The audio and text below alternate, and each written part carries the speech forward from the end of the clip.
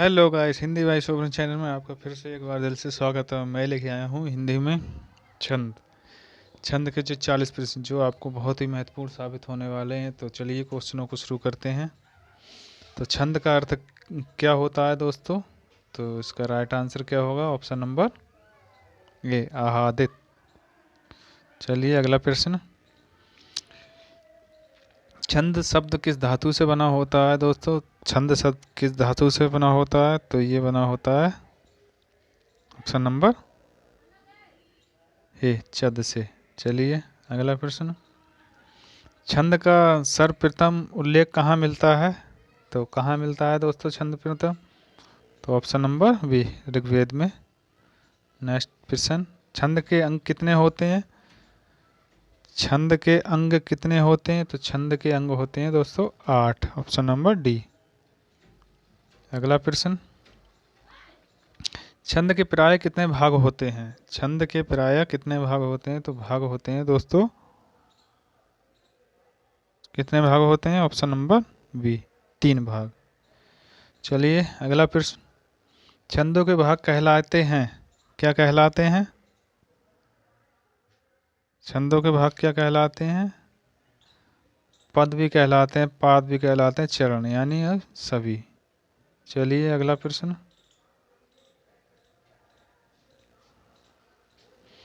पद पाठ में जहां तहां अपेक्षित रुकावट कहलाती है, क्या कहलाती है दोस्तों? यानी जहां तहां रुकना, तो उसे कहते हैं यति। Option number D. अगला प्रश्न। व्याकरण की ह्रस्व मात्रा छंद में कहलाती है, क्या कहलाती है दोस्तों? तो ये कहलाती है लघु। चलिए अगला प्रश्न। व्याकरण की दीर्घ मात्रा छंद में क्या कहलाती है? तो वो कहलाती है दोस्तों गुरु। ऑप्शन नंबर ए। नेक्स्ट प्रश्न। लघु में कितनी मात्रा की गिनती होती है? लघु में कितनी मात्रा की गिनती होती है दोस्तों?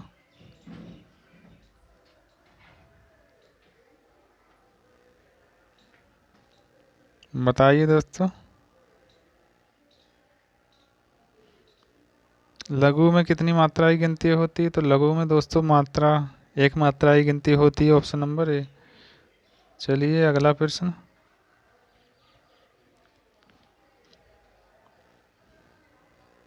दीर्घ में कितनी मात्रा की गिनती होती है दोस्तों? तो दीर्घ में 2 मात्राओं की गिनती होती है। अगला प्रश्न। इनमें लघु मात्रा का चिन्ह है, लघु मात्रा का कौन सा चिन्ह है दोस्तों? तो लघु मात्रा का चिन्ह ये है, डंडा। चलिए इनमें गुरु मात्रा का चिन्ह कौन सा है? तो दोस्तों गुरु मात्रा का चिन्ह ऑप्शन नंबर ए, ऐसा होता है। ठीक है दोस्तों। चलिए बुलावट शब्द में रेखांकित वर्ण में प्रयुक्त मात्रा कौन सी है? कौन सी मात्रा है दोस्तों? तो ये मात्रा है गुरु। Option number B. अगला प्रश्न। छंद के मुख्यतः प्रकार हैं। छंद के कितने प्रकार हैं दोस्तों? छंद के 2 प्रकार हैं। ठीक है दोस्तों। अगला प्रश्न। छंदबद्ध पंक्ति में प्रयुक्त स्वर व्यंजन की समानता को कहते हैं, क्या कहते हैं? तो इसका सही आंसर होगा ऑप्शन नंबर सी, तुक। नेक्स्ट प्रश्न। छंदों को पढ़ते समय कई स्थानों पर विराम लेना पड़ता है, उन्हें क्या कहते हैं दोस्तों? विराम लेना पड़ता है तो उन्हें कहते हैं दोस्तों यति, यानी रुकना। अगला प्रश्न। कुंडली 6 चरण वाले छंदों को कहते हैं, इसके प्रत्येक चरण में कितनी मात्राएं होती हैं दोस्तों? ये पूछ रहे हैं कुंडली के प्रत्येक चरण में कितनी मात्राएं होती हैं। तो मात्राएं होती हैं दोस्तों ऑप्शन नंबर 24। चलिए अगला प्रश्न। छंदों को पढ़ते समय एक प्रकार के प्रवाह की अनुमति होती है, उन्हें क्या कहते हैं दोस्तों? उन्हें क्या कहते हैं? उन्हें कहते हैं गति। ऑप्शन नंबर ए। नेक्स्ट प्रश्न। कुंडलियों में कितने चरण होते हैं दोस्तों? तो कुंडलियों में दोस्तों चरण होते हैं ऑप्शन नंबर सी, 6 चरण। अगला प्रश्न। किस छंद का प्रथम एवं अंतिम शब्द एक सा होता है? किस छंद का होता है? तो उसका ऑप्शन नंबर डी कुंडलियाँ का। अगला प्रश्न, छंद के चरणों के अंत में समान स्वर युक्ति वर्ण स्थापना को डॉट डॉट कहते हैं। इन्हें क्या कहते हैं दोस्तों? इन्हें कहते हैं तुक। ऑप्शन नंबर ए। अगला प्रश्न, निम्नलिखित में से छंद को दूसरे किस नाम से भी जाना जाता है? छंद को दूसरे किस नाम से जाना जाता है? तो जाना जाता है पिंगल नाम से। ठीक है दोस्तों। अगला प्रश्न, कौन से छंद में गणों का विचार नहीं किया जाता? किस छंद में गणों का विचार नहीं किया जाता? तो ऑप्शन नंबर क्या होगा? ऑप्शन नंबर ए, मात्रिक छंद में। ठीक है दोस्तों। अगला प्रश्न, हिंदी साहित्य में छंद शास्त्र की दृष्टि से प्रथम कीर्ति कौन सी है? कौन सी है दोस्तों प्रथम कीर्ति? तो इसका सही आंसर होगा ऑप्शन नंबर ए, छंदमाला। नेक्स्ट प्रश्न, निराला की कविता जूही कली कहाँ उदाहरण है? किसका है दोस्तों? तो ये है ऑप्शन नंबर मुक्तक छंद का। अगला प्रश्न, छंदमाला किसकी कीर्ति है दोस्तों? तो छंदमाला केशव दास की है। ठीक है दोस्तों। चलिए अगला प्रश्न, किस छंद के प्रत्येक चरण में 19 मात्राएं होती हैं? चौपाई में या गीतका में, सोरठा में या बरवे में, किस में होती हैं प्यारे दोस्तों? तो इसका सही आंसर होगा D, option number D, Barve में। श्री गुरु चरण सरोज रज निज मन मुकुर सुधारी, बरनौ रघुबर विमल जसु जो दायक फलचारी। उपयुक्त पंक्ति में छंद है। कौन सा छंद है दोस्तों? तो इसका सही आंसर होगा ऑप्शन नंबर ए, दोहा। अगला प्रश्न, गण का अर्थ होता है, क्या होता है दोस्तों गण का अर्थ? तो गण का अर्थ होता है समूह। Option number C. अगला प्रश्न, दोहा के प्रथम और तृतीय चरण में मात्राएं कितनी होती हैं दोस्तों? इसका सही आंसर क्या होगा दोस्तों? तृतीय तृतीय चरण में 13 मात्राएं होती हैं। अगला प्रश्न, दोहा के तृतीय और चौथे चरण में कितनी मात्राएं होती हैं प्यारे दोस्तों?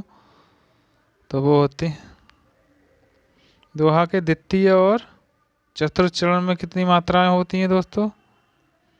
तो ऑप्शन नंबर सी, 11 मात्राएं। चलिए अगला प्रश्न, दोहा के तृतीय और चतुर्थ चरण में कितनी मात्राएं होती हैं? 11 मात्राएं। ठीक है दोस्तों। चलिए अगला प्रश्न, किस छंद के प्रत्येक चरण में 16 मात्राएं होती हैं? किस छंद में होती हैं दोस्तों? तो इसका सही आंसर होगा दोस्तों चौपाई। अगला प्रश्न, हरिगीत का छंद के प्रत्येक चरण में मात्राएं होती हैं? हरिगीत का में कितनी मात्राएं होती हैं? तो इसका right answer option number C, 28। अगला प्रश्न, दोहे और ओले को क्रम से मिलाने पर कौन सा छंद बनता है? कौन सा छंद बनता है दोस्तों? तो ये बनता है कुंडलियाँ। Option number B. अगला प्रश्न, जिस छंद में वार्णिक या मात्रिक प्रतिबंध ना हो वह छंद कहलाता है। कौन सा छंद कहलाता है दोस्तों? ऑप्शन नंबर सी, मुक्तक छंद। अगला प्रश्न, शिल्पगत आधार पर दोहे से उल्टा छंद है। तो इसका सही आंसर दोस्तों क्या होगा? दोहे से उल्टा छंद सोरठा। चलिए अगला प्रश्न, चारों चरणों में समान मात्रा वाले छंद कहलाते हैं, क्या कहलाते हैं दोस्तों चारों चरण में? तो ये कहलाते हैं मात्रिक छंद। ऑप्शन नंबर ए। चलिए अगला प्रश्न, निम्न में सममात्रक छंद का उदाहरण है, दोहा है या चौपाई है या सोरठा है या सभी हैं? बताइए दोस्तों सममात्रक छंद का उदाहरण कौन सा है? तो ऑप्शन नंबर बी, चौपाई। चलिए इस क्लास का अंतिम क्वेश्चन दोस्तों, महाकवि कालिदास के मेघदूत में प्रयुक्त छंद है कौन सा है? महाकवि कालिदास के मेघदूत में प्रयुक्त छंद है कौन सा छंद है दोस्तों? तो इसका राइट आंसर होगा मंदाक्रांता। ऑप्शन नंबर सी। दोस्तों क्लास अच्छी लगी हो तो लाइक कमेंट शेयर सब्सक्राइब जरूर करना। तब तक के लिए दोस्तों धन्यवाद। मिलते हैं अगली क्लास में।